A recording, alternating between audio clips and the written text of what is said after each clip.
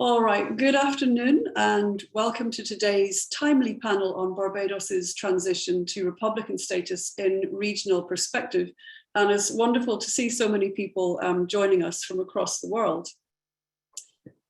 This is a joint event of the UCL Institute of the Americas Caribbean Seminar Series and of the AHRC funded project, The Visible Crown, Queen Elizabeth II and the Caribbean, 1952 to the present. My name is Kate Quinn. I'm Associate Professor of Caribbean History at the Institute of the Americas. And I'll be chairing this event today with two hats on. One as convener of the Caribbean Seminar Series, along with my colleagues Gad Human and Steve Cushion, and the other as co-investigator on the Visible Crown project, along with colleagues at City University, University of London, Southampton, and the University of the West Indies.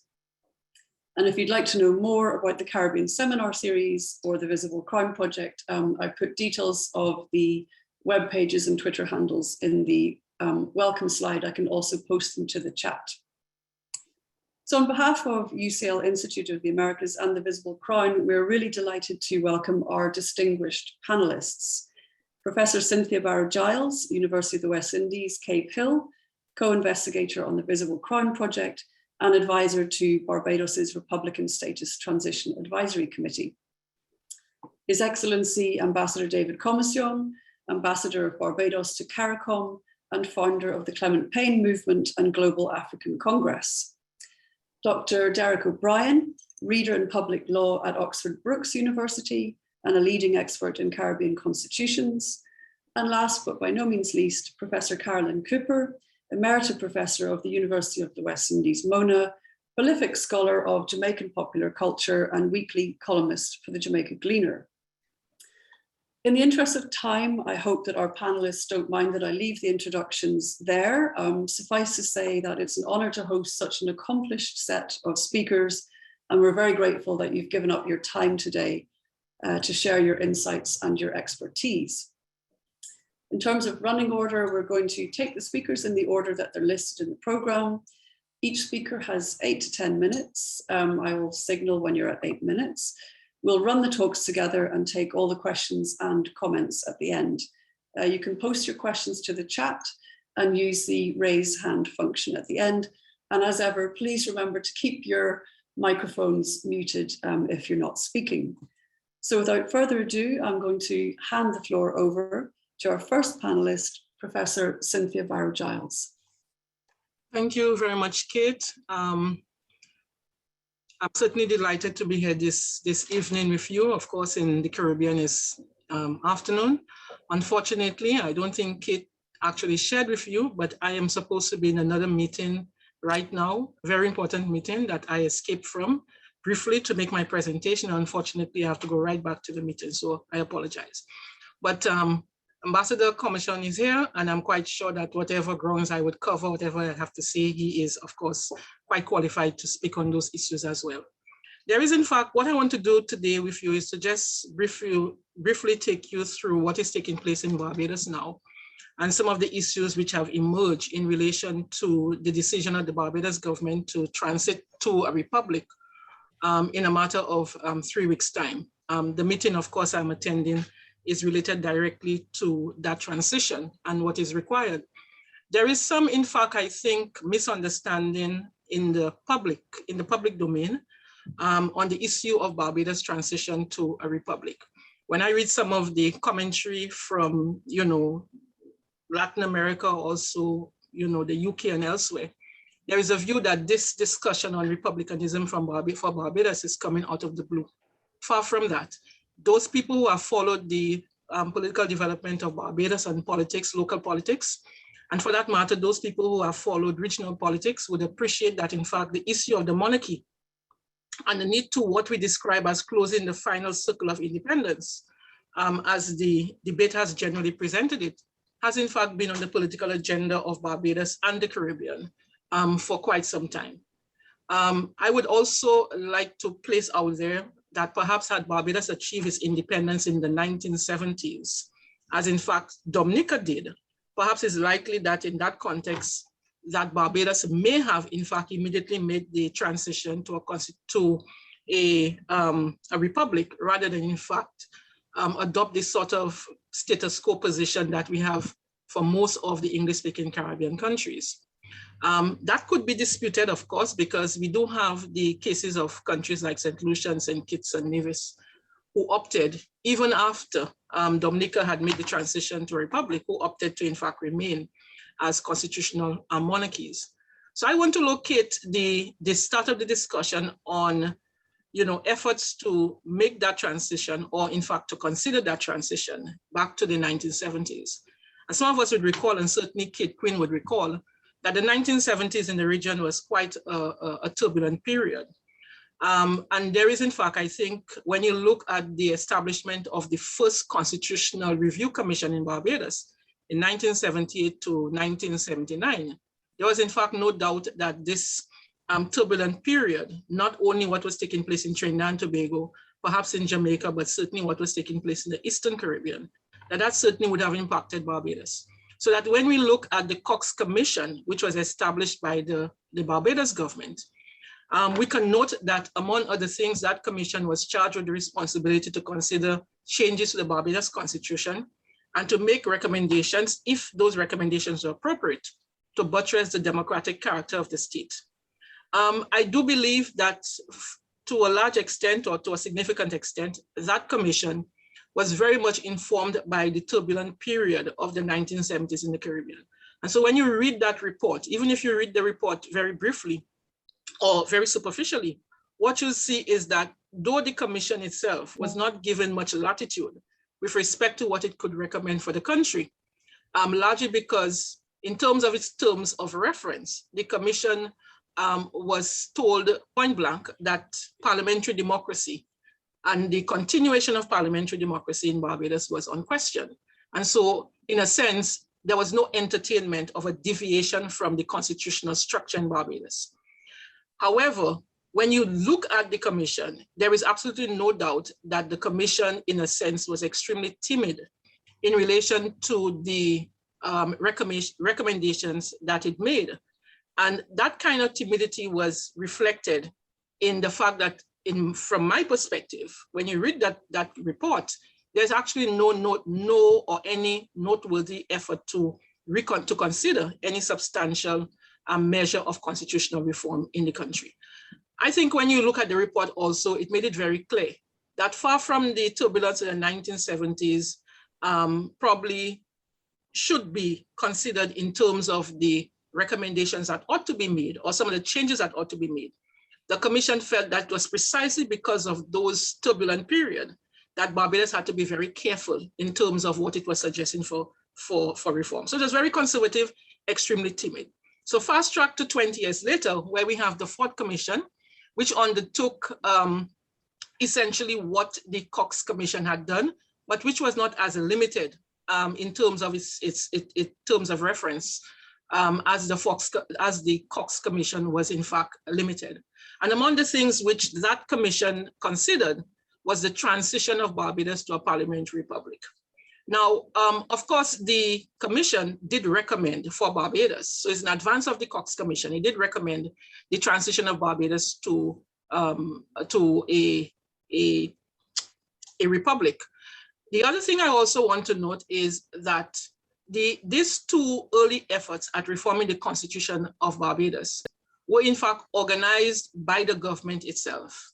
It is the government who established the reform commissions, and by and large, both of the commissions, in spite of the fact that the second commission, the Fourth Commission, recommended the transition to a republic, what you see is that in terms of the two commissions, they really considered tinkering around the fringes of the constitutional monarchy in Barbados, with the sole exception of the recommendation of moving to a republic. They did not, I believe, generally call for too much broader and deeper. There were not too many broader and deeper calls for the remaking of the constitutional order of Barbados outside of that singular recommendation of transiting to the republic in the 1990s. But since the 1990s, there have been very little that has taken place in Barbados in relation to fulfilling that promise that a lot of us felt would have been realized when the commission submitted this report. So that in a sense, what you saw is that in the last 20 years, there have been very little further developments, except that in Barbados, there was the drafting of a parliamentary republic constitution in 2004. That 2004 parliamentary republic constitution was designed to both repeal and replace the 1966 constitution. And all of that was, of course, taking place under Prime Minister Owen Arthur. Now, the draft, of course, had been, I believe, debated. It was accepted, I believe, by the Prime Minister, the then Prime Minister. But that draft itself, until recently, never really made the light of day, so that most people were unaware of what were I think, the contents of that particular constitution. One of the issues associated with that draft constitution was that there was a promise made that there would have been a referendum. And in fact, the Barbados government did act upon that promise, and they passed the Referendum Act of 2005. But that for a number of reasons, I'm not sure exactly why, that referendum actually never took place in the country. Now, we can fast track then 20 years later, which is the now. And in terms of the discussion on republicanism for Barbados, I would say that all credit must be given to the Prime Minister. All credit has to be given to the Prime Minister for initiating that call and for taking what I think is really a bold step. At the same time that I recognize that the credit must be given to her, at the same time, all blame must also sit very squarely on the shoulders of the Prime Minister. And I say blame largely because there are a number of people in Barbados, and people from various sectors, including some of the legal fraternity, that believe that Barbados may not quite be ready. I don't think they're in the majority, and that the whole process, the manner in which the transition is being undertaken in Barbados, is not only untidy. Let's just say it's a very untidy process, and that it does not speak of what in some quarters variously have been described as popular constitutionalism, that is lacking in this current process. Now, we all know, of course, and I don't need to go into that the decision was announced publicly in the throne speech in September of 2020. And the government put it in this context that, in fact, the time had come now in 2020, and certainly 2021, for Barbados to fully leave their colonial past and to take what they describe as a fresh guard and a new vision, restructuring and reimagining Barbados, given, of course, the circumstances that Barbados had to confront with. Now, in the aftermath of the announcement, it took a few months for the government to announce the establishment of a committee, RISTA, that is the Republican Status Transition Advisory Committee, a 10-member committee representing a handful, and I say a handful, of key sectors, such as the trade unions, religious community, the cultural community. But overwhelmingly, I think one of the striking things about RISTA is that it is dominated by government officials. And at the end of the day, because we don't have time to get into it, and I do have to run, what we get is that RISTA, for all intents and purposes, was sort of hand-delivered a blueprint in relation to the transition to republicanism. Now, critics have, as I said a while ago, have argued that as a direct result of that, what we get is a situation where this present moment does not reflect the level of public engagement and participation that ought to be associated with constitutional engineering in the country. But this is a limited constitutional engineering, because at this moment, there would be no major changes to the Constitution of Barbados prior to the Republican transition on November the 30th, 2021. So as I indicated a while ago, the committee had a very limited agenda, which was essentially to advise on the transition, though the substantive work on the advice to the transition was actually done by a smaller committee, which is dominated by legal experts under the guidance of the Attorney General.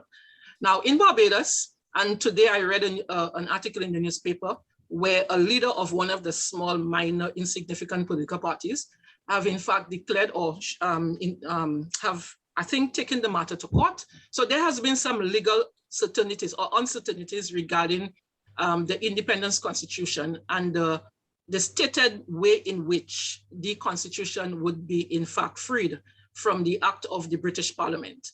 Now, the Prime Minister took that on board. I have to say the Prime Minister did take that on board, and not to be derailed by the legal arguments which were out there and in the committee itself, the Prime Minister did strike a compromise. And what the Prime Minister did was to, in fact, seek legal advice from prominent or prominent Caribbean jurists. And so by the end of, and they basically agreed that the process that Barbados was in fact pursuing was in fact the correct process.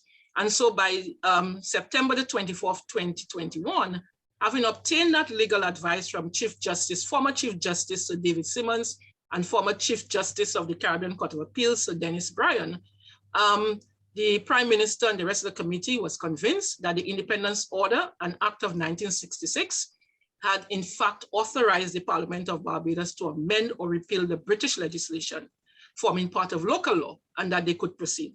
So consequently, given that legal advice, the government wrapped up its drafting of the Constitution.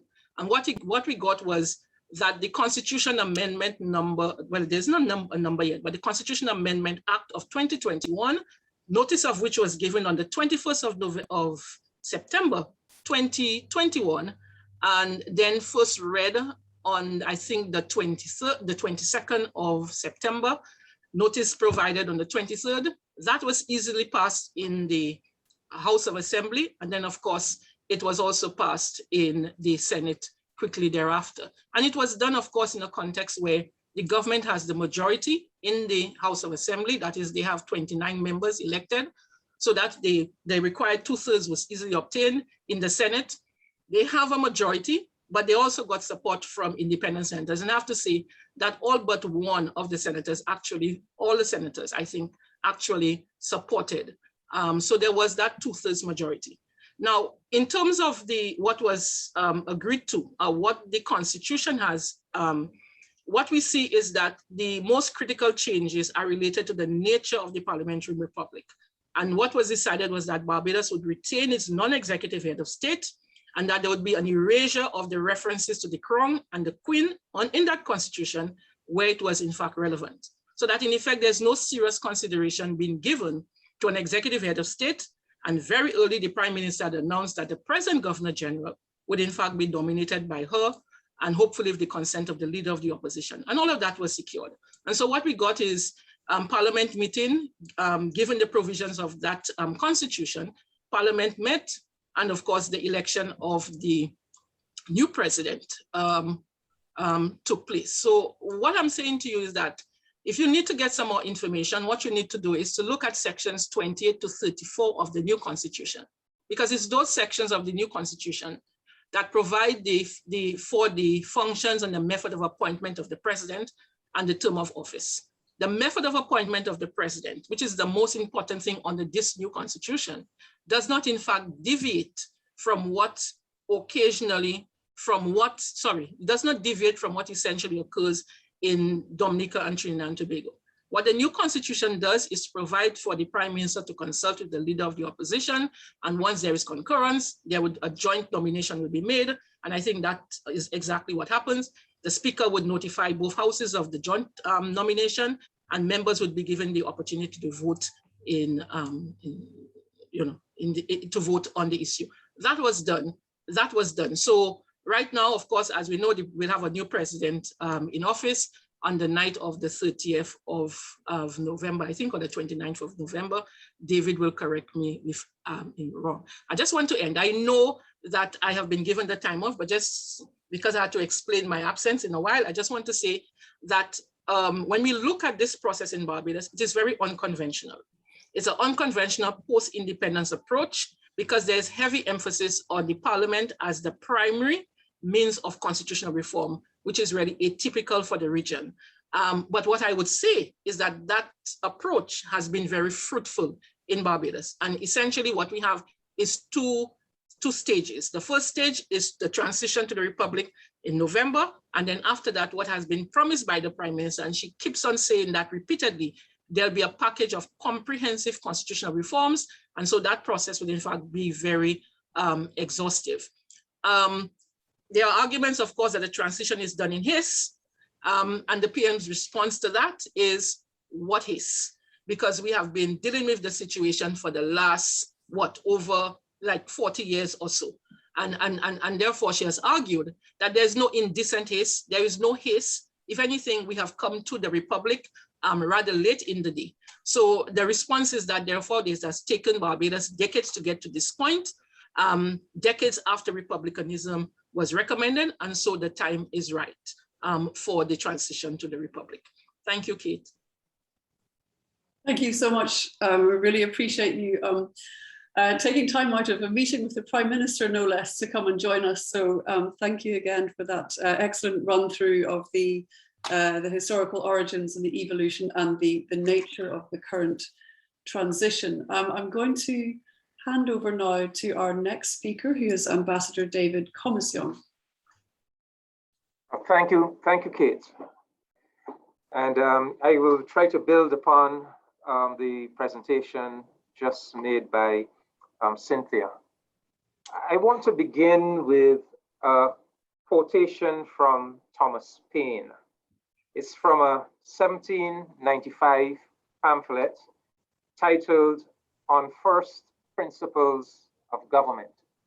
And this is what Thomas Paine had to say back then. To be satisfied of the right of a thing to exist, we must be satisfied that it had a right to begin. If it had not a right to begin, it has not the right to continue. By what right, then, did the hereditary system begin? The wrong which began 1,000 years ago is as much a wrong as if it began today. End of quote. Well, of course, Thomas Paine was talking about the hereditary system in general, and indeed we can question whether it ever had any right to begin, but certainly we can question whether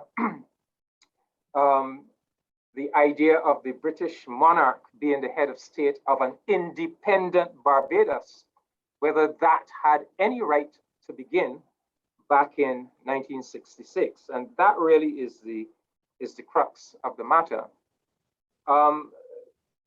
Maybe it would be useful just to also begin with a definition of the concept of a republic. I think that to understand the concept of a republic, one has to begin with the concept of sovereignty, which is the power of a state to do everything that is necessary to govern itself. And of course, a republic is then a state in which sovereignty is vested in the people, in all of the people as a collective body. And when we think of a republic, we think of governments, officials who are elected by the people in exercise of their sovereign power in democratic elections. And we think of a head of state whose position and legitimacy can be traced back to the exercise by the people of their power in some form of democratic election process, rather than an entity whose power and position is traced back to being a member of a special family with that hereditary concept of power and rulership. So let's go back to 1966. Barbados became independent on the 30th of November 1966 under the leadership of Right Excellent Errol Walton Barrow. However, you have to concede that the independence that we attained in 1966 was a structurally and constitutionally compromised independence. It was structurally and constitutionally compromised because Mr. Barrow made the strategic decision at the time to make two compromises with British imperial power. The first compromise that he made with British imperial power was to concede that the highest court in Barbados would remain the British Privy Council. The second compromise was to concede that the head of state of Barbados, mainly ceremonial, but not totally ceremonial, because the head of state, in addition to carrying out ceremonial responsibilities, also carries out a number of important constitutional responsibilities.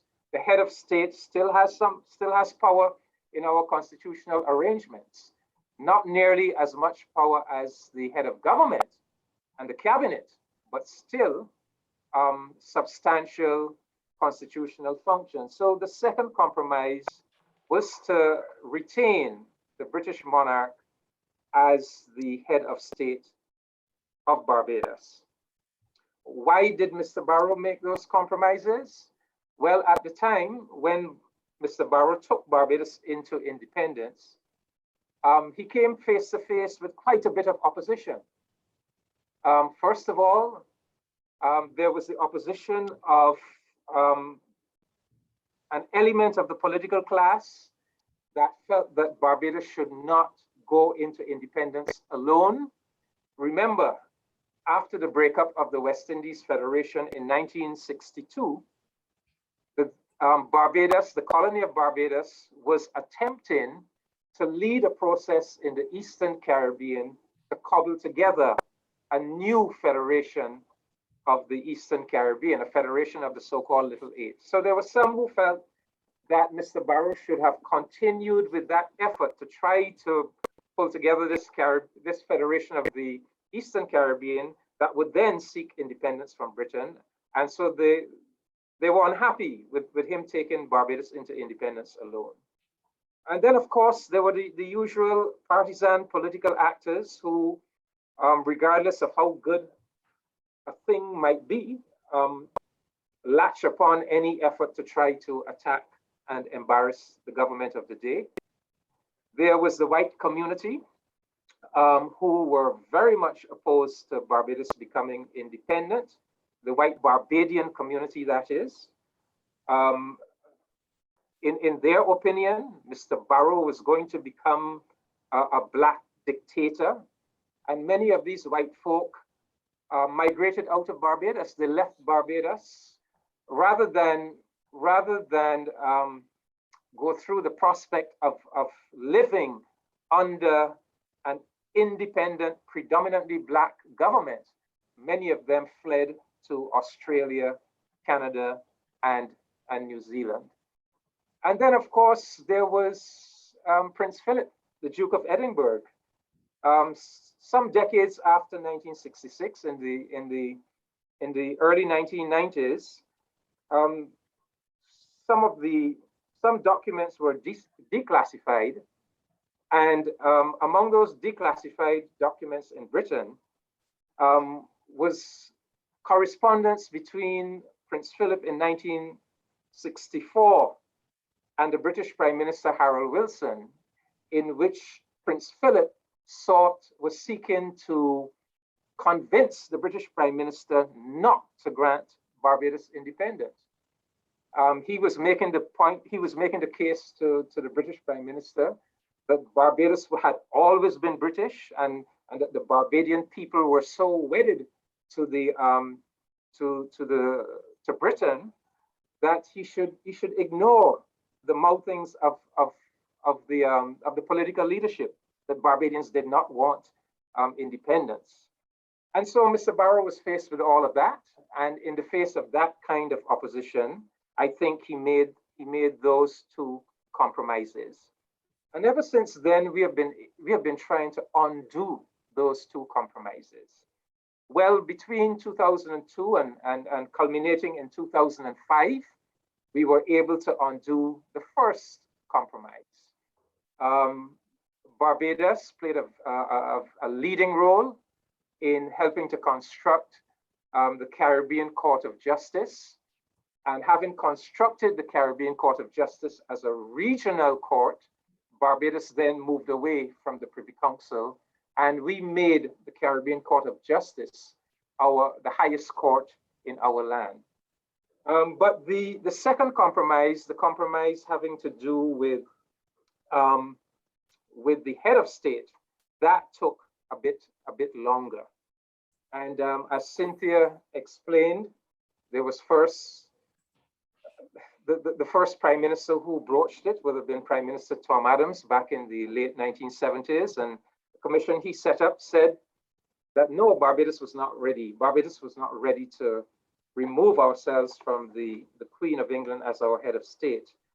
Prime Minister Owen Arthur, he made a go of it in the late 1990s, and he set up the Henry Ford Constitution Review Commission. And this is the critical finding of the Henry Ford Commission on this issue, and I quote, "Unlike our predecessor commission, we had no difficulty in accepting that independence and the experiences gained from it have nourished in citizens a belief in themselves, and that national identity has become a reality. Today, Barbadians are confident that they can properly manage all aspects of their national affairs. A succession of native governors general have discharged their duties with impartiality and decorum. They have not been seen as representing any particular group or interest, but all the people. In office, they have been non-political and non-partisan. They have reflected the people's highest values and aspirations," end of quote. So what the Ford Commission was saying in 1998, when it delivered its report, is that the Barbadian people had reached the stage and had developed the consciousness and the self-confidence that they were ready to move away from the British monarch and to establish their own head of state. And certainly if that was the position in 1998, and mind you, this was a conclusion that the Ford Commission came to after a very extensive period of national consultation, with town hall meetings and all the rest of it. Certainly, if that was the condition of the Barbadian people back in 1998, well, then I can tell you, 23 years later, the Barbadian people have further solidified that sense of national identity, that sense of self-confidence.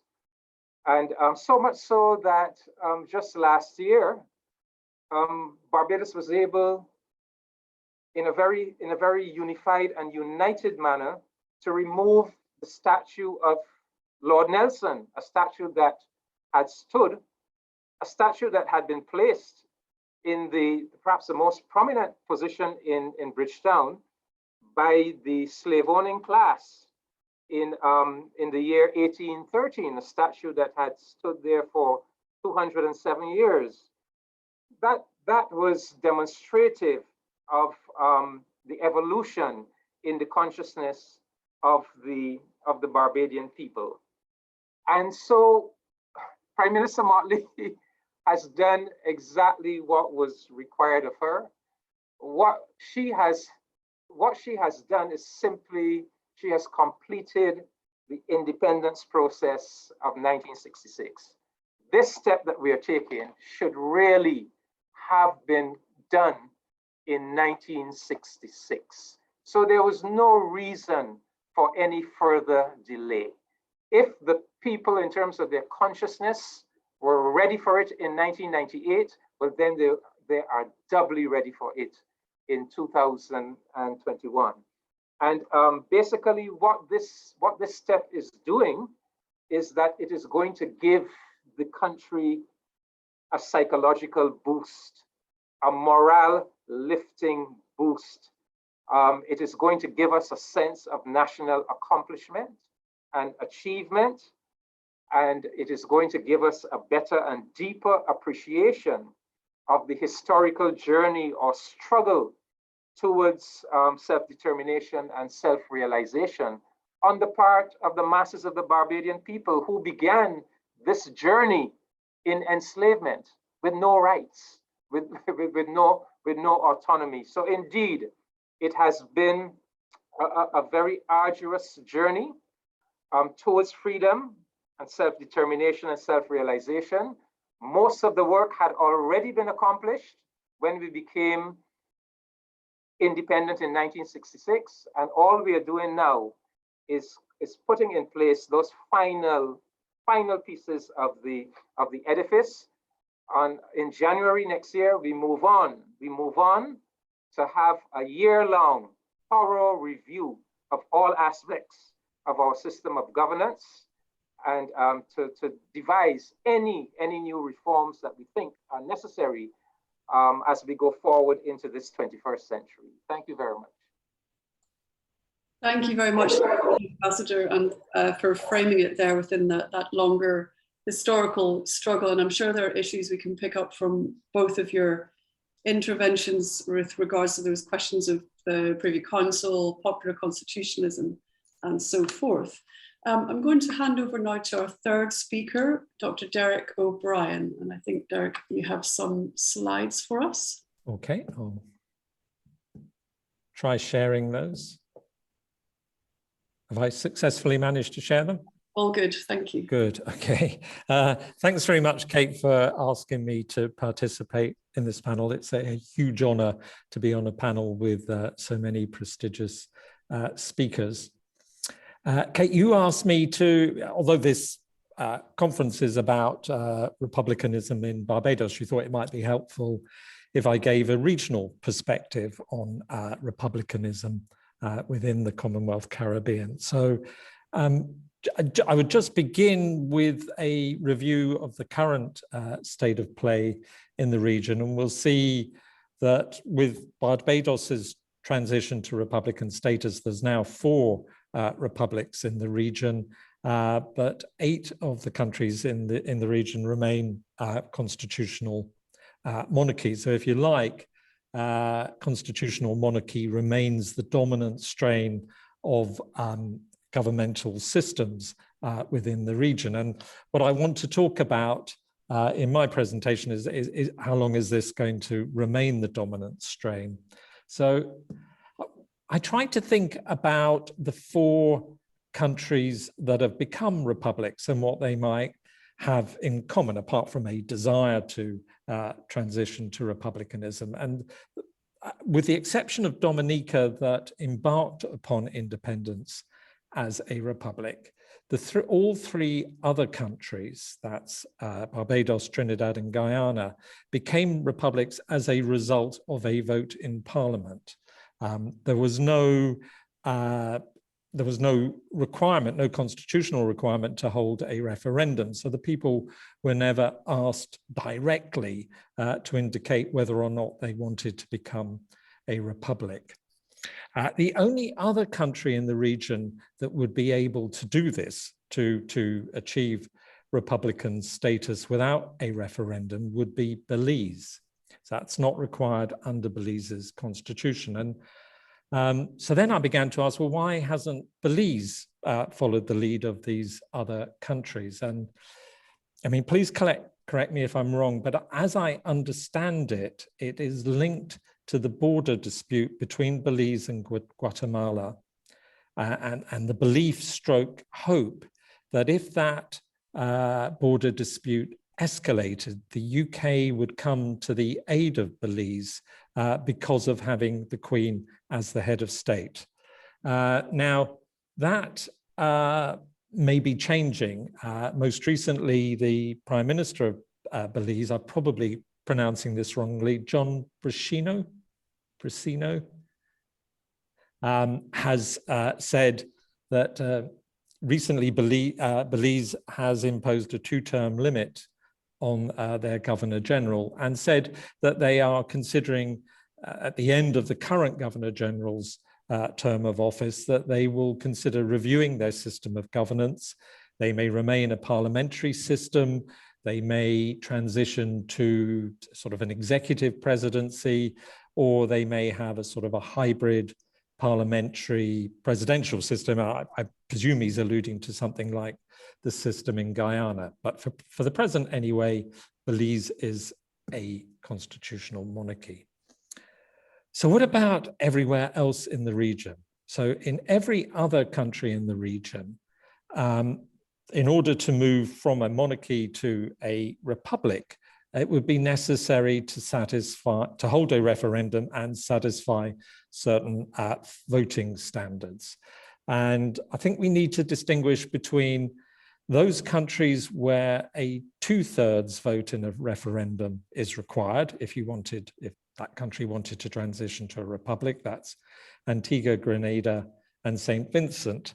And the other countries in the region, the Bahamas, Jamaica, St. Kitts, St.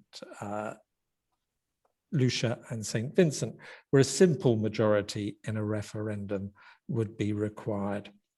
And I want to move on now to look at that first tranche of countries, that's Antigua, Grenada, and St. Vincent, where there's a 2/3 majority required. And they're interesting because each of those have held referendums within the last decade.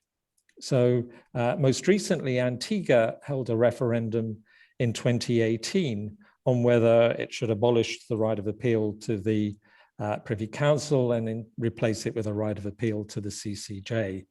Now, not only did the government fail to persuade 2/3 of voters in Antigua to approve that move, they were unable to even achieve the support of 50% of the voters. So that particular reform failed.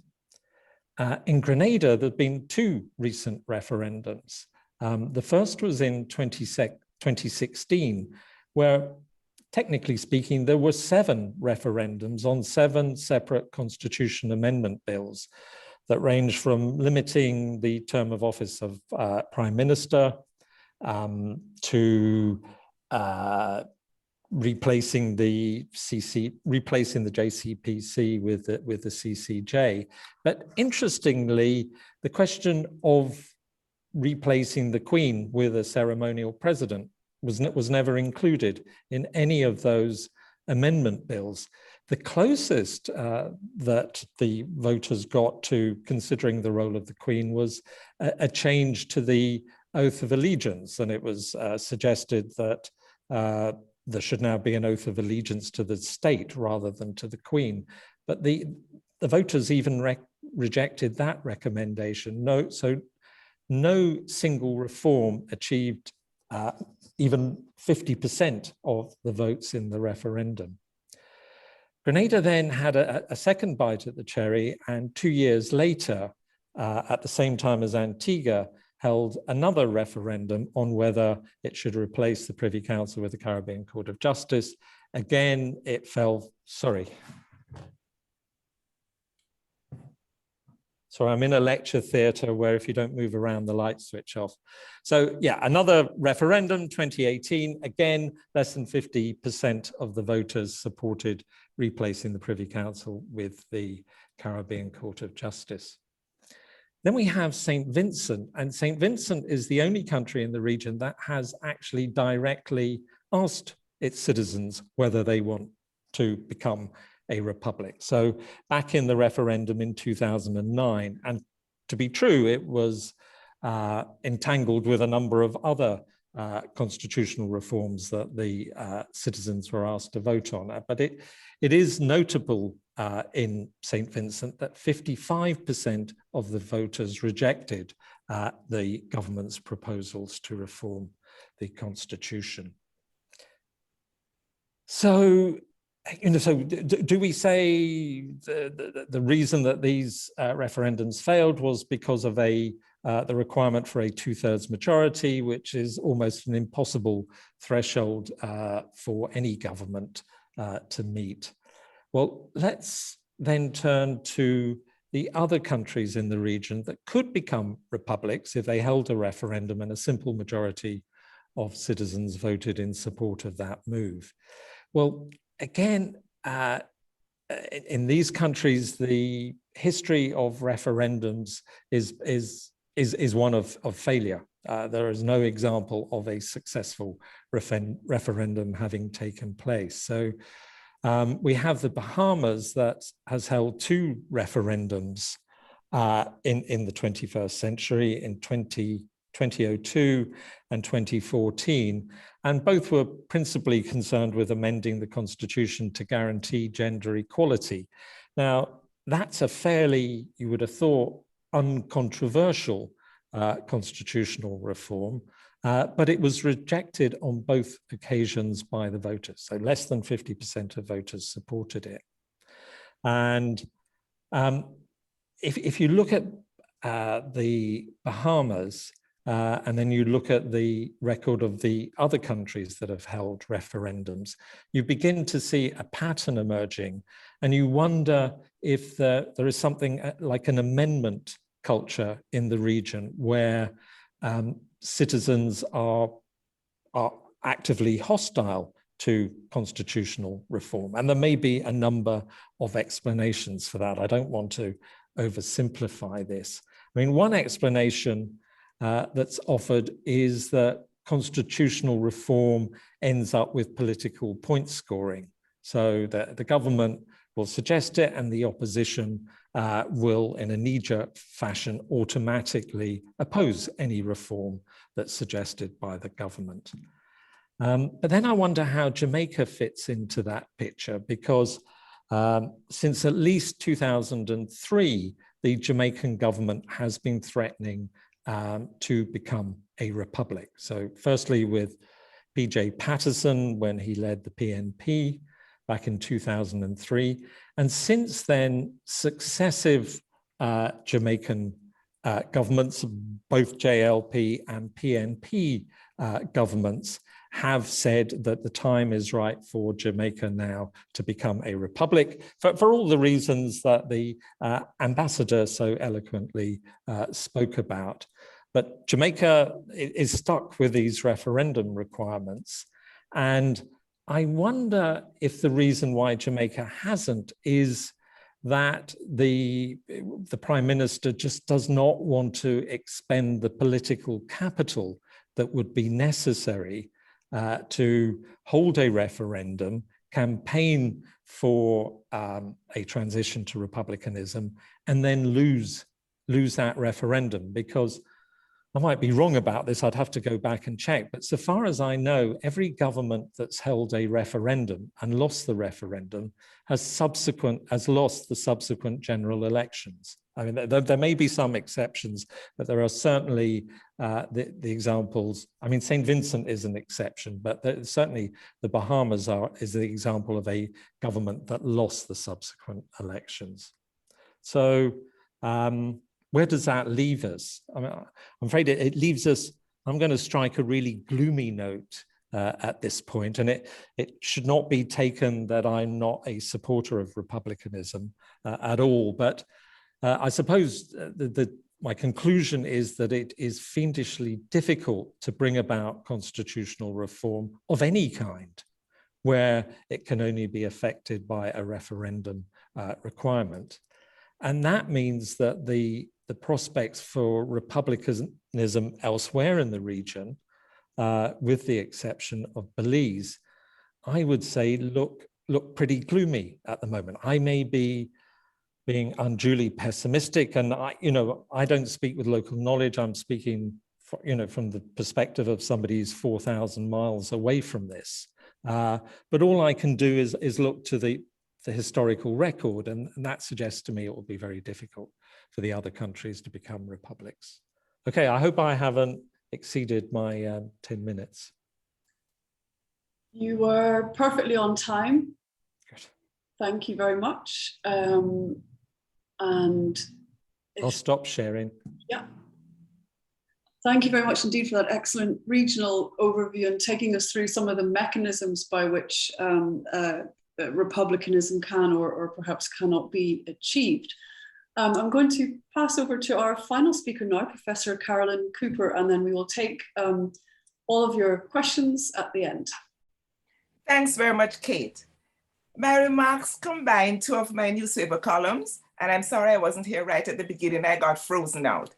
The first column was published in 2015 when David Cameron was UK Prime Minister and Portia Simpson Miller was Prime Minister of Jamaica.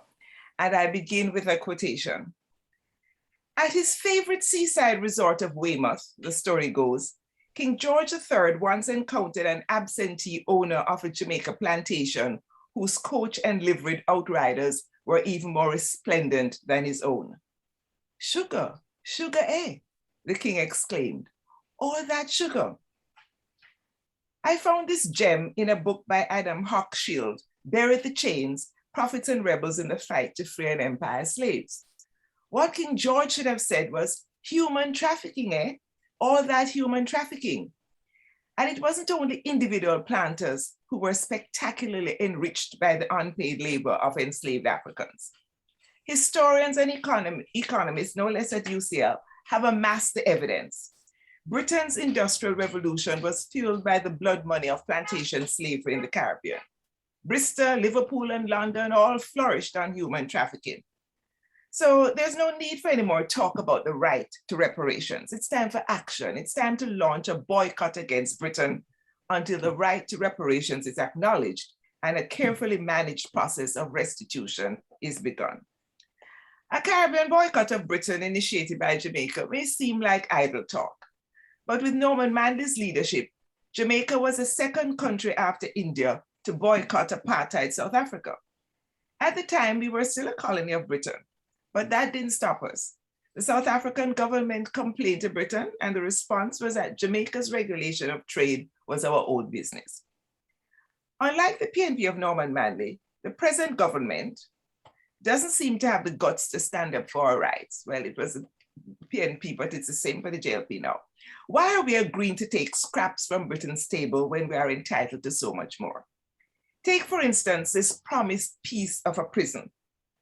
According to a press release issued last Wednesday then by the Ministry of National Security, a non-binding memorandum of understanding has been signed between the governments of Jamaica and the UK to quote unquote, improve prison conditions in Jamaica. But that's not all. The prison will also be used to get rid of Jamaicans convicted of crime in the UK. The proposed prisoner transfer, which has to be approved by the Jamaican Parliament, is designed to turn us into a penal colony. According to David Cameron, quote, this is in the interest of both of us and is a good example of how we can work together to benefit people here in Jamaica and in Britain too. Cameron definitely takes us for fools. What is Jamaica actually going to get out of this gift? A whole heap of criminals in a mega prison, that's what. And when our homegrown criminals join ranks with the deported yardies and they start plotting together, it's going to be one hell of a conflagration. On top of that, I suspect that Jamaica is not going to make much money out of the construction of that prison. I bet you anything, British architects will be hired to design the complex, and the Brits will get all the high-paying jobs. Local construction workers might get a break during the heavy lifting, but most of the promised millions will stay in the UK. We will become a penal colony all for nothing. It's a well-known development model. Foreign experts are usually the ones who benefit the most from overseas projects. Cameron himself admitted as much. Jamaica will have access to a new £300 million fund for improving infrastructure across the Caribbean. But guess who will get the contracts? Cameron tells it like it is. Quote, I believe that this will benefit British businesses that have the knowledge and expertise to deliver infrastructure improvement, unquote. Cameron also promised that US $9 billion would be spent in the region on climate change projects. Quote, I am determined to ensure that some of that money will be spent right here, unquote. Cameron knows that it takes a lot of political clout to actually allow development money to flow into so-called developing countries. And some doesn't sound like a high percentage. Cameron probably thinks that these monkey money projects will stop CARICOM from vigorously proceeding with a legal claim for reparations. Addressing the Jamaican Parliament, he brazened it out. I do hope that as friends who have gone through so much together, since those darkest of times, we can move on from this painful legacy and continue to build for the future. No prospect of deporting to the colonies the direct descendants of enslavers to serve their ancestors' sentence for crimes against humanity committed here.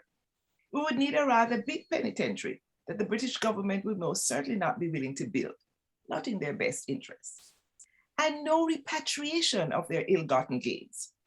Like many a modern criminal, the known descendants of former enslavers are living high on the hog, luxuriating in the proceeds of their ancestors' crimes. The word reparation comes from the same Latin root as repair, reparare. Its fundamental meaning is re again, and perere, make ready, prepare. Money can never repair the damage that was done to Africans, both on the continent and in the diaspora, as a consequence of transatlantic slavery. But we certainly can't move on without it, even if it means boycotting our friends. Now, the second column, Time for Fire, Mrs. Queen, was published in March this year. It was written in Jamaican and I've translated it into English. I'll read just the first paragraph in the original, followed by the translation. Long time now, few politicians, them, I say, Queen of England not supposed to be the head of Jamaica. A pure chat, them a chat. Look from when we claim say we independent and Mrs. Queen still a rule we.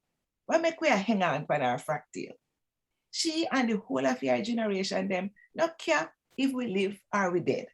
We better study the history.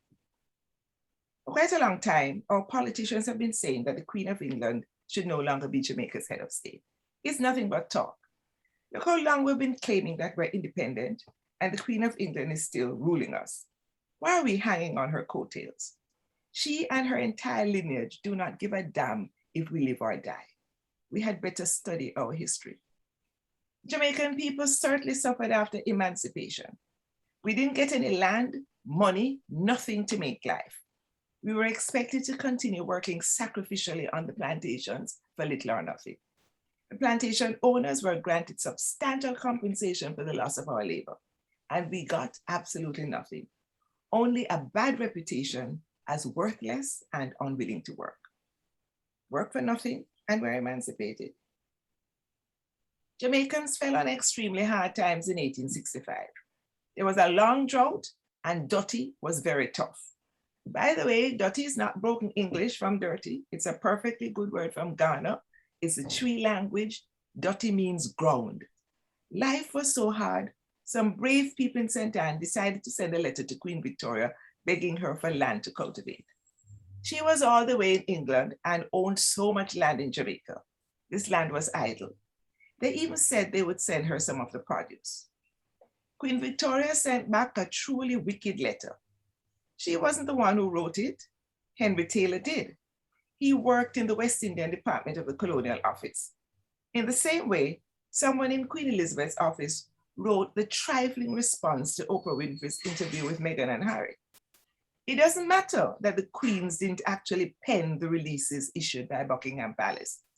They've been upholding white power just the same from generation to generation. Queen Victoria's letter said, quote, "The prosperity of the laboring classes, as well as of all other classes, depends in Jamaica, as in other countries, upon their working for wages, not uncertainly or capriciously, but steadily and continuously, at times when their labor is wanted, and for so long as it is wanted, and that if they would use their industry and thereby render the plantations productive, they would enable the planters to pay them higher wages," unquote. Why did we presume that we could work for ourselves? Queen Victoria's letter enraged Jamaican people and they rebelled. She is responsible for the Morant Bay catastrophe. More than 400 freedom fighters were slaughtered by the military. Nobody is going to be executed as a consequence of the trifling statement issued by Buckingham Palace about Meghan and Harry's interview. But some of the countries for which Queen Elizabeth remains the head of state are going to reject her. They no longer want her or her Governor General to exert control over their affairs. It's high time for Jamaica to fire the Queen. Thank you. Thank you so much indeed for that wonderful presentation and for linking it to those issues of reparations. So we are now going to open the floor to questions. There are already a couple in the chat, so I'm going to go first to those. Please, if you want to use the raise hand function, do that, and then you can unmute and ask your question. But I will begin with the first one that came into the chat, which is from one EJ, who directs their question to the ambassador, saying, Ambassador, you speak of Republican principles, yet there was no referendum conducted to determine a consensus. Would that not have truly demonstrated the will of the people? And if any other panelists want to comment on that question of popular will and referenda. The head of state of Britain is a British person. The head of state of India is an Indian. The head of state of Japan is a Japanese. Why would we need a referendum to tell us that the head of state of Barbados must be a Barbadian? Doesn't make sense. We don't need any referendum. Professor O'Brien spoke about the history of referenda in the Caribbean. He said, there's never been a successful referendum in the Caribbean.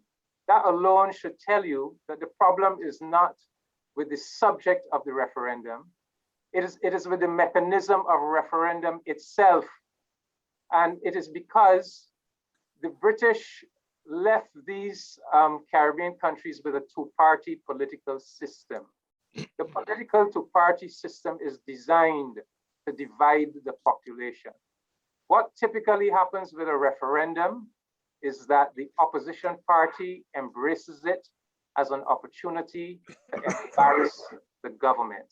And so they mobilize their forces. The government supporters have no great motivation to vote, because if you reduce things to partisan politics, then the government is already in power. Their supporters have little motivation to come out and vote, but the opposition that is trying to get into power, they mobilize their supporters to embarrass the government in the hope that they will eventually get into power. And so that is what you had. You know, we had a federation in the Caribbean. A referendum destroyed it. When Barbados was becoming independent, when Mr. Barrow wanted to take Barbados to independence in 1966, there were those who were clamoring that he must have a referendum. He said, look, a referendum has never been part of our governance or constitutional arrangements. We are not having a referendum. The people voted for me or for my party to govern this country and to make decisions in the best national interest. And we have decided independence is in the best national interest. If the people don't like what we have done, there's another general election coming up and they can express their view. So Prime Minister Motley is quite right. We would be doing ourselves a disservice if we felt that we had to hold a referendum to tell us that the head of state of Barbados should be a Bajan. And just very quickly for Dr. O'Brien, several of the countries that held referenda several of the governments did not go on to lose. Not only St. Vincent and the Grenadines, but the recent referenda on the CCJ with Antigua and Grenada, they haven't gone on to lose subsequently. Has there been an election since? Yeah.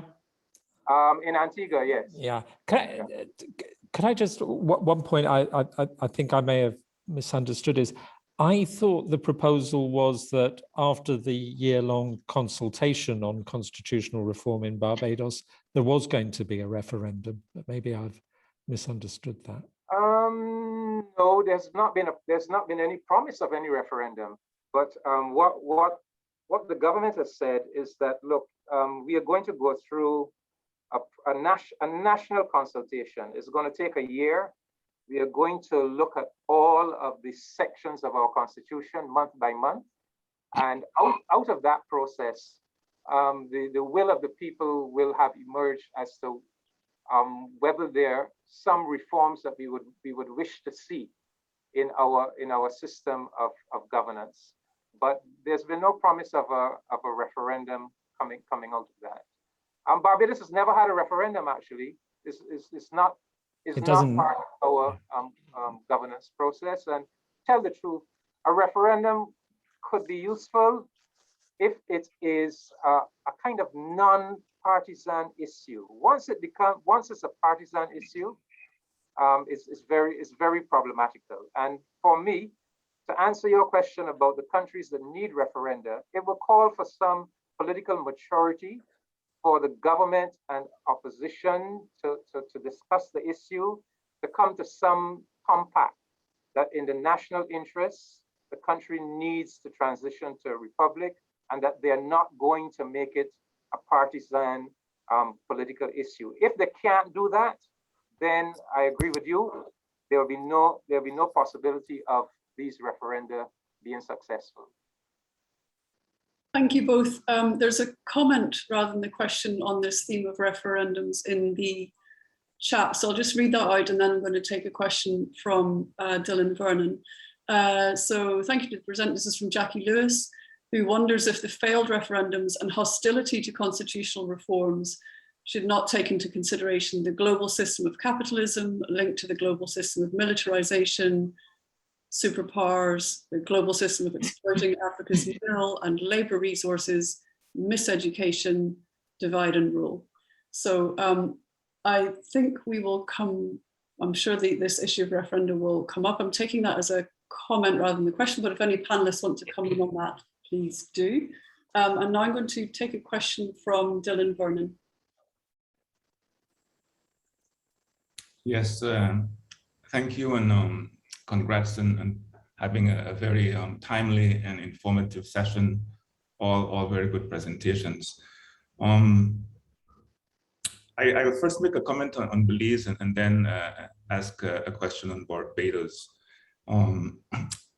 Derek very interestingly mentioned that Belize might be the country that has the best chance of moving to a republic in the not too distant future. And I do concur with that view. The talk in Belize has been positive in that regard. And one of the moves made, and this is a little correction of some information shared by Derek, is that the government passed an amendment recently, a bill enacted a law recently that limits the Governor General's tenure to one single term of 7 years. And it also has been, at the government level, making noises about this might be the last one and moving to a republic. Derek did mention that part of the concern in Belize, it doesn't prevent us from acting as a country, but it is a consideration that there is something called a Guatemalan claim to Belize, which is now at the International Court of Justice. And to what extent that still plays a role in the timing of what might happen here is still a question. But there is talk about it in Belize, and as Derek said, no referendum will be required. And the government in power right now, like the one in Barbados, does have a very supermajority. My question on the Barbados is this. It has to do with the fact that there will be a one-year process of constitutional reform discussions, ending in what I would assume to be recommendations. I think it has been clarified that there will not be a referendum at the end, or one is not contemplated now. Why didn't Barbados wait for this process to next year to happen, and as a part of that package have in it this move to a republic? Why act this year? Some might see it as putting the cart before the horse. And I suppose a linked question would be, also won't one of the possible recommendations coming out of this commission be for there to be a sort of presidential executive that is going beyond the symbolic republicanism that is entailed in having the Queen no longer be head of state. Perhaps this goes to Ambassador Komisang, but anyone else can jump in on it if they so choose. And I suppose finally, if he can add, is there any popular demand in Barbados presently for constitutional reform, or is it still an elite government-led process? Thanks. Listen, I can only tell you that having the Queen as the head of state of an independent Barbados is a badge of shame. We have divested ourselves of a badge of shame. It can't come quickly enough. It should have happened 55 years ago. There's no reason for us to wait any longer. There's no umbilical connection between having our own native, democratically elected head of state and carrying out process of a national consultation on governance arrangements and perhaps ending up with some reform of our governance structures. That's something that should happen. That's something that should happen periodically. Certainly, at least every generation, the people should have some kind of national consultation to have a fresh look at their structures of governance and to see whether they need to make any reforms. But that's not directly connected to the psychological issue of having our own head of state, and certainly not having a head of state that represents a royal family that was implicated historically in our enslavement and in our subjugation. So we are simply removing this badge of shame and giving ourselves this psychological boost. And just to say, Professor O'Brien, you were right. Antigua's election did take place before the referendum and not after. So that's the best way I can answer that one about whether we are rushing it. 55 years too late, in my opinion. Better late than never. Thank you. I'll take the question from Gad, and then I'll move to some of the ones that are in the chat. Okay, well, thank you very much. Those were really superb presentations. And Carolyn, of course, nothing less than I would expect, as you know from before.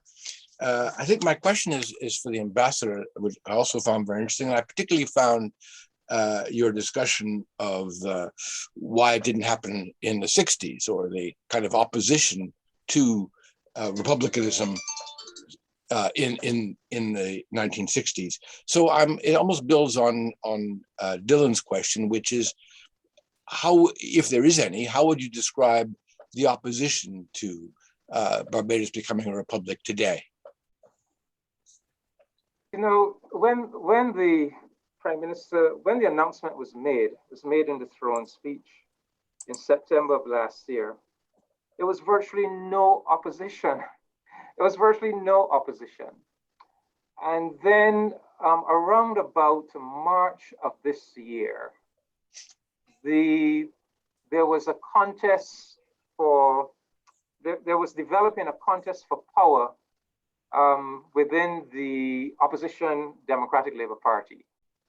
And one of the candidates in positioning himself, in fact, a former High Commissioner, Barbados High Commissioner to Britain, who at the time of the who was involved with the Windrush issue, and at the time when the announcement was made in the throne speech that Barbados was moving in this direction, was very supportive.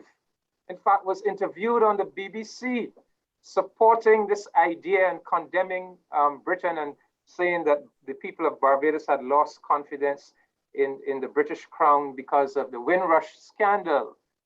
But by March of this year, he was now trying to become the president of the opposition party. And he raised it.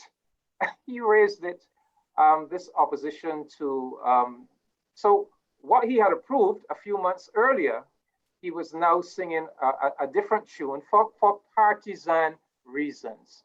So then, you know, the opposition actors picked up on it, and there's obviously there's always a residual hankering for colonialism. There's a white Barbadian community that still has that residual hankering, elements of that community. Or I should have said that many of those who left Barbados for Australia and Canada and New Zealand in the 1960s subsequently returned to Barbados because they discovered that they could actually live better in Barbados than they were living in those countries.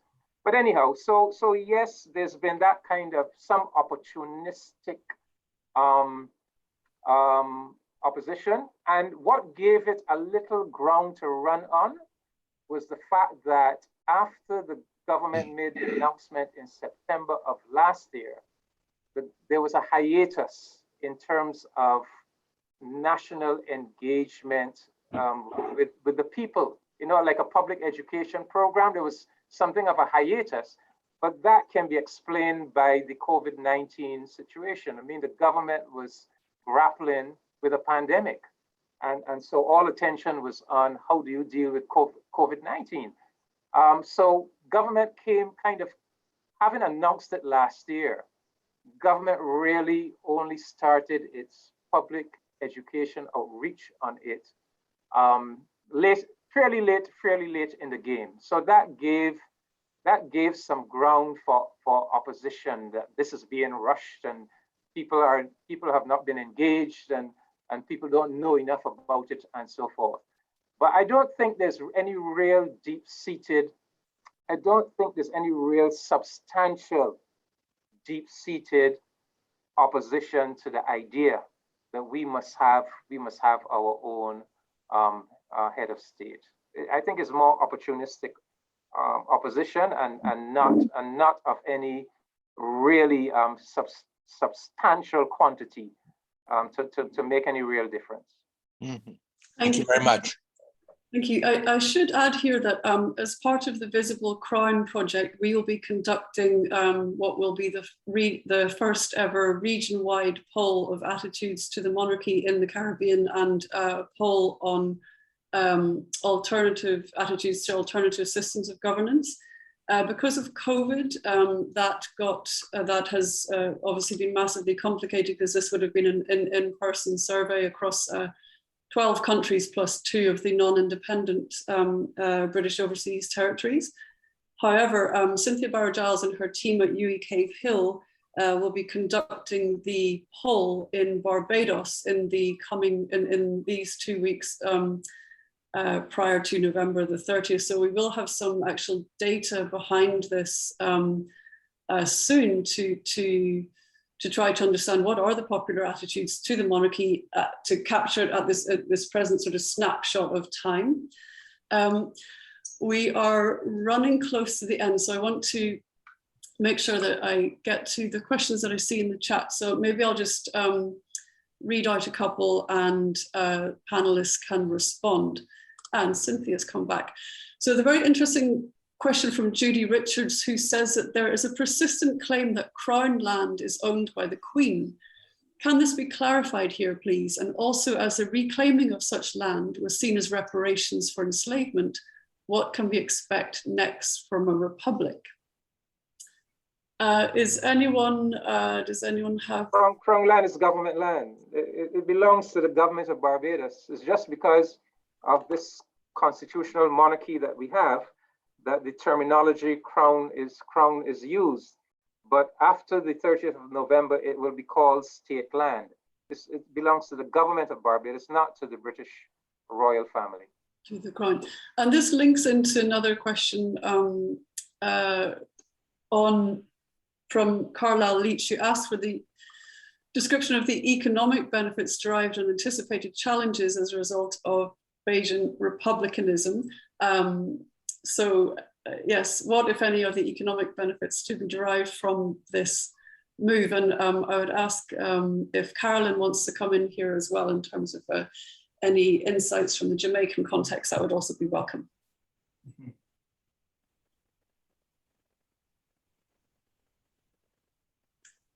I suspect that the short answer is that there's no... Sorry, it's a psychological benefit. Cultural benefit. It's a self-respect benefit. There's no direct economic benefit, only to the extent that with that psychological boost, with that boost to self-confidence and a deeper sense of personal and national identity, that leads on, you know, to a more assertive performance in the economy field. But basically, it's about symbolism, and it's about self-respect and psychology, more so than any direct economic benefit. I would answer. Am I on? Yes, yes. Yeah, I would answer by quoting an email I got from one of my friends in the UK in response to the notice of the forum. He says, the pressing question has to be whether the activity of creating a Republic of Barbados and doing away with British heredity, royalties, headship of the state, apart from generating little, dare be thought, let alone said, cheap excitement, amounts to an actually substantive move. True, Barbados has noisily beaten the allegedly more radical Jamaica to this punch, but the move is barely earth-shaking. It should be noted that the British Commonwealth is largely populated by nation-states that are republics. In the so-called Commonwealth Caribbean, Guyana, Trinidad and Tobago, and Dominica long ago attained that status. Lawyers have an expression, little has turned on it. It may apply in this case. What have any of those countries done as a result of being republics that they may not otherwise have done? Try little or nothing. So, you know, the answer to the question, what are the economic benefits? Maybe very few. What are the psychological benefits? Maybe very few either, because one of the things that irritates me is that Jamaicans have a lot of big chat, but we'd hardly get angered about the major issues that should concern us. So it's as though the everyday struggle for survival is what is on people's agenda.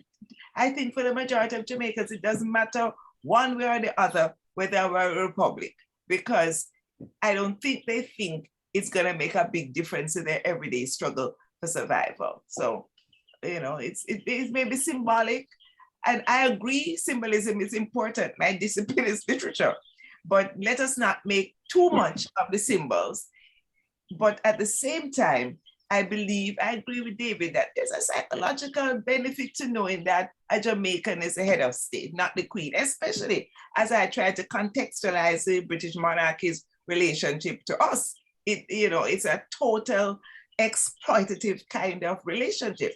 Why would we expect having the Queen as the head of state, is going to be in any way beneficial to us? Poor Norman Manley had great admiration for the parliamentary system and felt it was a wonderful thing.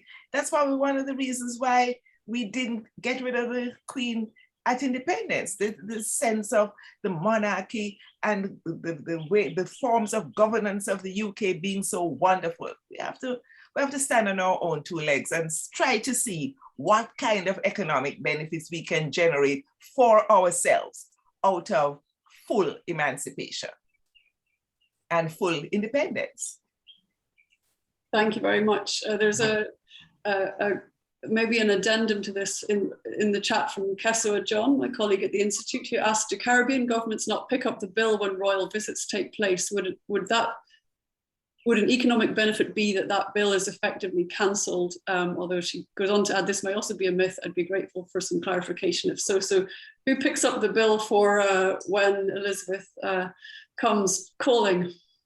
Not only picked up the bill, but if you know the history of Barbados, for 175 years, from 1663 to 1838, Britain imposed a tax of 4.5% on everything produced and shipped from Barbados. And those resources, those financial resources, went to the British monarchy, Those resources were used to pay pensions and annuities to British aristocrats and members of the royal family.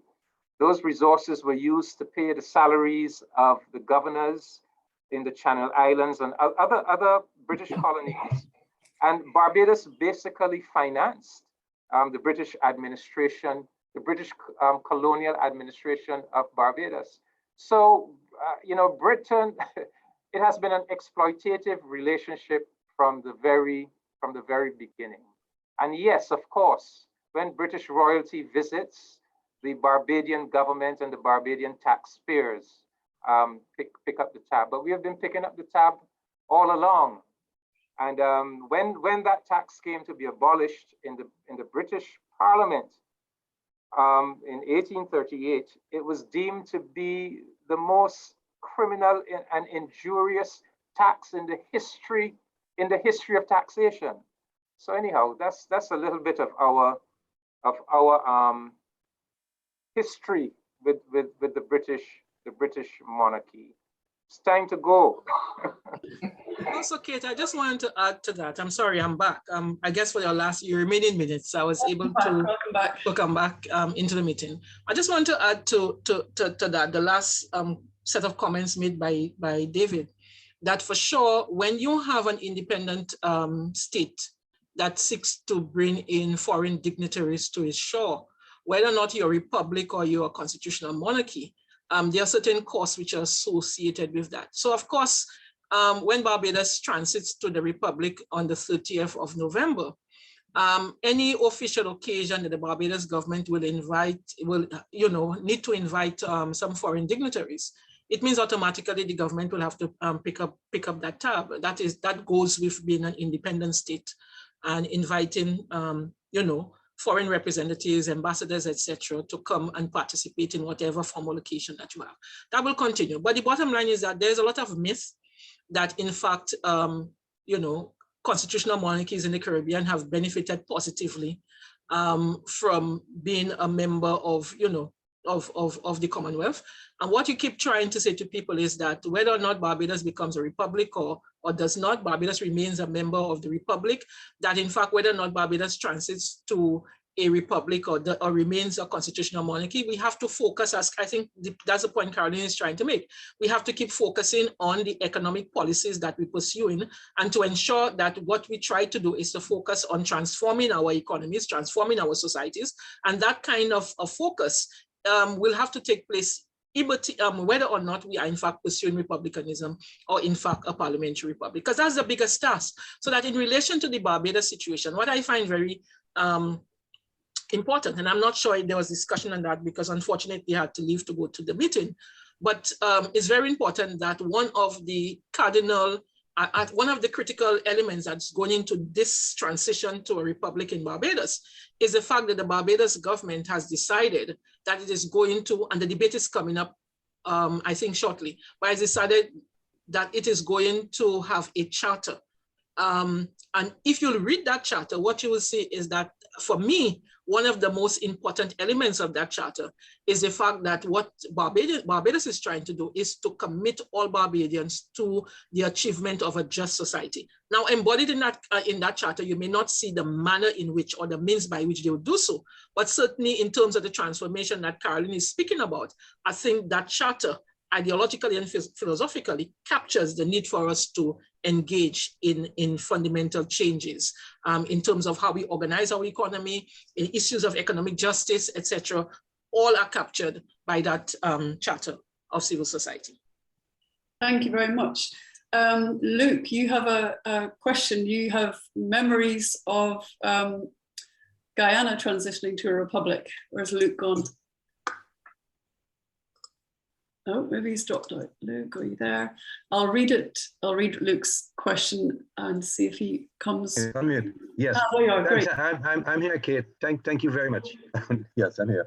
Yes, no, the question was, I wanted to say a massive thanks to everybody, really. It's already been a fascinating discussion and exciting to listen to. And I think they did a point about actually it being a badge of shame to really still be under the British crown, is something that is worth much really in our minds and our psychological development and so on. So I think it's a critical thing for us to be doing. So the question that I wanted to put to the panel was, what are steps or what are the next things we actually need to do, not only to help the other countries to become republics, but also we still have many colonies in the region, and how do we start to get to even move them from being colonies to becoming independent? And I think this is a challenge. That is something we would like to get engaged in as Caribbean Labour Solidarity. So yeah, thank you again. Thank you, Luke. I don't know if anyone has any answers for what's going to happen to the so-called British Overseas Territories, which have been in the news here recently because of the connections to the current Tory corruption scandal in Parliament and the links to our Attorney General. But anyway, that's Kate, very quickly. Barbados was Britain's mother colony in the Caribbean. Barbados was known as Little England. So I hope the message goes out that if Little England can make that break and move away from the British monarchy, then any other Caribbean territory should be able to do it too. The other thing that we need to emphasize is that by making this move, we are also solidifying the principle of democracy, that we have a head of state who is going to be elected according to democratic principles. We are moving away from this concept of special family, social privilege, hereditary rule, and so forth. So we are consolidating the democratic ethos. Many of the British Overseas Territories are associate members of CARICOM. So British Virgin Islands, Turks and Caicos, Anguilla, Cayman Islands, the Bermuda, they're all associate members of CARICOM. And our vision in the Caribbean has to be, we have to so strengthen the Caribbean community, CARICOM, that we are able to encourage and facilitate those that are still colonies to try to make that break to independence and to become full members of the Caribbean community. Our vision must be of a totally independent and autonomous Caribbean civilization. We still have too much colonialism in our region, and our long-term vision must be to consolidate the Caribbean as an independent and autonomous civilization devoid of any European or North American colonies. But that's something we're going to have to work. Can I come in? Yes, please do. Yes, I just wanted to refer to Guadeloupe and Martinique, broadening it out of the British sphere. A friend of mine called me last week to say, they're not taking any vaccines because of the history of the islands, Guadeloupe and Martinique, being poisoned by chemicals from France, the chemicals that were sprayed on the banana plantations. And there's this residual terror about what France is doing to them. But it hasn't translated yet into a real movement to disengage politically from France. I think the Martinicans and the Guadeloupans are getting close. But you see, you have this history of distrust, but then there's this whole sense of being part of a system that is difficult to break out of. And I think it's the same problem that many Jamaicans, a few years ago, a poll was done, and a significant majority of Jamaicans said we should not have been independent, we should have remained as a colony of Britain. And if you ask them specifically what benefit would have come from that, they can't tell you. But they just know that things would have been better under Britain and they'd have no trust for local politicians. And truth be told, you can quite understand why many people are cynical about our politicians, because many of them come from very impoverished circumstances. All they can think of is accumulation. They are capitalists to the core. They're not concerned about the majority of the people. And so, it's not that the British would care about us because we know the history. but at least I feel that there might have been a benefit there, some residual benefit. And I think this is why our politicians now have to make a commitment to the people of the region, because the politicians basically are scammers and people know this. And so they are very cynical about politics. I don't know how we're going to move forward as Caribbean states if we don't address the issue of the fundamental distrust of politicians that is throughout the region. It's not just in Jamaica. People are cynical about politics, representation of politics.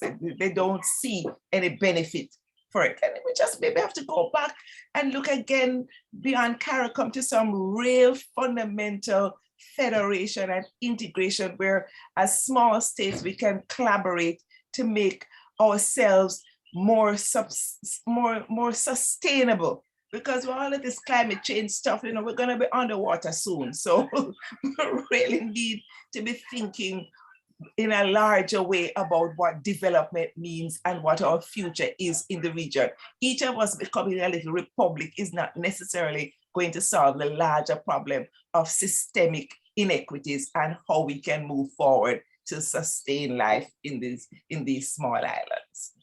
That's why we have Kate, if I may, I absolutely agree. And I just wanted to piggyback on something which David said about the role that Barbados has probably played in the Eastern Caribbean. Again, because I was not there, I'm not sure if it was addressed, but I think I have to make the point that when you look at Barbados, part and parcel of why the transition has been so easily done in Barbados in a matter of a few months, really, because the committee was only put in place in April of 2021, and by November would transit to a republic. And one of the things in Barbados is the fact that, and perhaps Derek addressed it, but is the fact that under the Barbados Constitution, there is really no need for a referendum requirement. In other words, that level of entrenchment does not exist in the country. So it was fairly easy for Barbados to make that transition. When you look at the other Eastern Caribbean countries, unfortunately or fortunately, depending on where you come from, the Constitution requires that even after there is support in Parliament, that it must be put to the public, and you must have, in some cases, 2/3 majority, and in some cases, 3/4 of the population who are voting must support the transition to a republic or any change to the Constitution of that nature. So that when we look at, for instance, what took place in St. Vincent, it explains why it is we haven't gotten any further. But it is also beyond just the issue of how the referendum goes in the various communities. I think we also have to look at how a package of reform associated also with a transition to a republic may, in a sense, frighten the political elite itself. So that when I think about the process in St. Lucia, for instance, and we have a document, a constitutional reform document, which was presented after 5 years of consultation with the people. And we produced a document that was well in excess of 300 pages, I think well thought out. At the end of the day, when it went to Parliament and debated, the Parliament, which had in fact supported in a very bipartisan manner the establishment of the Constitutional Reform Commission, rejected the report, largely because we were trying to, in fact, deal with the balance of power or the sharing of power in our political model, and trying to ensure that we had a kind of a separation of power as well, even though we are not going to, in fact, adopt the American political system. And it was entirely rejected. And one of the reasons why they rejected the model, which was that we presented in St. Lucia, was partly because we were separating the elected members of the Parliament from ministerial portfolio. And it goes to something that Carolyn said, unfortunately. And again, a lot of the things, we don't have concrete evidence, but it is there. A lot of the things we have, anecdotal, but it is there. And they were objecting to the fact that you're trying to separate elected members of the Parliament from having ministerial posts. And I keep arguing, but we do not elect ministers. What we elect are parliamentarians, but there's a devaluing of the role of the legislative branch of government. There's a devaluing of the role of the legislature. And in fact, what we have done is to, in a sense, put a lot of attention on the executive branch of government, so that anybody you elect into Parliament feels by definition that they have to be a member of Parliament for a number of reasons. Perhaps it has to do with the fact that they have access to resources and they can do what they want. But at a fundamental level, what we are seeing is that access to ministerial posts, and therefore a ministry, does give individual members of parliament the opportunity to engage and continue with their clientelist politics, which is a problem that clearly in the Caribbean you have to deal with. So that the model that was suggested for St. Lucia, as I said before, was rejected. But I think we need to also bear in mind that we have to look at the Constitution, and the Constitution of the Eastern Caribbean says very clearly, you have to have a referendum. Barbados does not have to have a referendum, and therefore it was very easy for the Barbados government to decide, well, we don't have to, strictly speaking, we are now on legal grounds, and we can, just simply transit to the Republic. Can I just add quickly to that, in Jamaica, there's an attempt being made to tie in the move to republicanism with leaving the Privy Council, so you start to mix up all kinds of things that are not, needed to be mixed up, because it's part of a way of just saying we're going to change but doing nothing. I mean, the Prime Minister of Jamaica recently became a member of the Privy Council. How can you be talking about republicanism and in 2021 you agreed to be a member of the Privy Council? It doesn't make any sense. It's schizophrenic. Could I just say very quickly that this unidimensional image of Caribbean community politicians and governments as seemingly callous and corrupt and dysfunctional is not correct.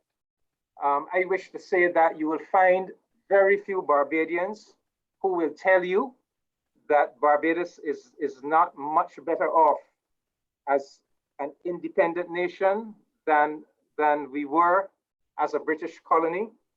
In Barbados at one point rose to the position number 19 in the United Nations Human Development Index, measuring the quality of life of the country. So I can speak for Barbados. We can point to a country that has made substantial progress during the independence era. So I just want, yes, we have flaws, but I want to push back against this idea that somehow the political class and and our governments is some totally negative story. It is not, and so yes, so definitely you will find it very hard to find Barbadians who would wish to argue that the country was better off in the colonial era than it is today as an independent country. David, I would certainly want to agree with you in relation to the generalizations that we have made, broad generalizations. But I don't think the two things are in fact inconsistent in relation to that. However, let me just say, and I'm not standing up for anyone, but I am reading the chat and I noticed that Derek says that he has to leave at 7 o'clock. So perhaps Derek wants to comment on a number of the things that we put on the table. So Kate, I mean, I'm not doing the moderating job, but I read very clearly that he wants to leave. So I would like to hear from Derek. So I'm really sorry, because as I say, it's a fascinating discussion and I really don't want to leave, but I've agreed that I'd be somewhere else by 7:30. So I'm going to have to leave fairly shortly. I think what would I say? I mean, I think, every country in the region should move to Republican status if that's what its citizens want. I've tried to explain the difficulties in other countries where there's a referendum requirement, and the ambassador has brilliantly explained how referendums can, fall prey to political partisanship. The only thing is, and I think this is a concern that you've expressed, Cynthia, is that there is a principle of participatory democracy that's beginning to emerge as an international constitutional norm. And I would worry not about this particular constitutional change, because it does seem to me to be essentially symbolic.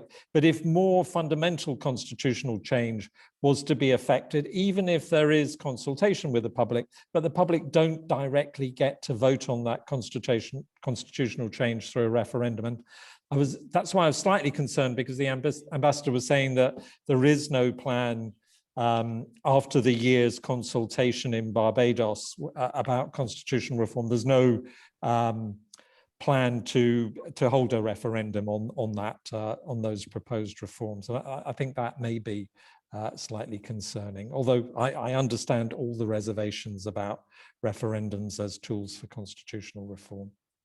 Because let me just respond to that. I am not sure, maybe David has an insight that I don't have, but I think everything is on the table in relation to what can come out of the consultations that are taking place post-December 2021. So a lot, I think, depends on the consultation which is going to take place month by month, chapter by chapter, issue by issue. And perhaps we may very well see that there is a referendum on one or two issues. My problem with the referendum is that I understand the significance in relation to, the need to include people in the decision-making process. By the end of the day, if you look at Antigua and if you look at Grenada, for instance, who have held, and even the Bahamas, who have held referenda recently, what we are seeing is that in a sense, it's sort of almost hijacked by opposition, which has absolutely nothing to do with the reforms that are being suggested. So do I like the idea of a referendum? Of course I do, because I believe in democracy. By the end of the day, I understand it's a tool that can be manipulated by people who are opposed to a particular regime that is in power as against to a set of reforms. So, but I'm not sure, again, David, you may have an insight. I'm not sure if referendum is off the table. I want to clarify, Cynthia, I didn't say, I said that there's been no announcement. Right. Yes. That the year's consultation will end with a referendum. Yeah. So, but I don't know. Yes. You're quite right, and it may depend on how significant the changes that are being proposed. If the changes are very significant, it may require a referendum. So we really don't know yet, Professor O'Brien. All I was saying is that there's been no announcement that there will be a referendum. Yeah. We'll see. We'll see. Panelists, I hate to cut this really fascinating discussion short. We've overrun now. It's been so interesting. I've allowed it to overrun for 17 minutes past the time, which is a reflection of how interesting and enriching this discussion has been. I can see it's one that's going to run and run, and I can see that this is something that we're going to have to revisit after November the 30th and during this whole year-long process of that Barbados is entering as of January of constitutional reform. There are further events along these lines being held by UE Cave Hill. They're holding a number of town hall meetings on this subject. The next one is on the 18th of November, so look out for the flyers from UE Cave Hill on that. If I would be delighted if you would join us for the next Caribbean seminar series in our series, which is on the 1st of December, where we will be hosting Professor Ada Ferrer, who's going to talk about her new book, Cuba, An American Story. And apologies to everyone who did not get to have their questions read out. If there's questions in the chat, I can pass on those questions to the speakers, but I want to thank so much our speakers, Cynthia Barrett-Giles, Ambassador David Commonwealth, Derek O'Brien, and Professor Carolyn Cooper for such a fabulous discussion, and to everyone in the audience for your contributions. Thank you so much.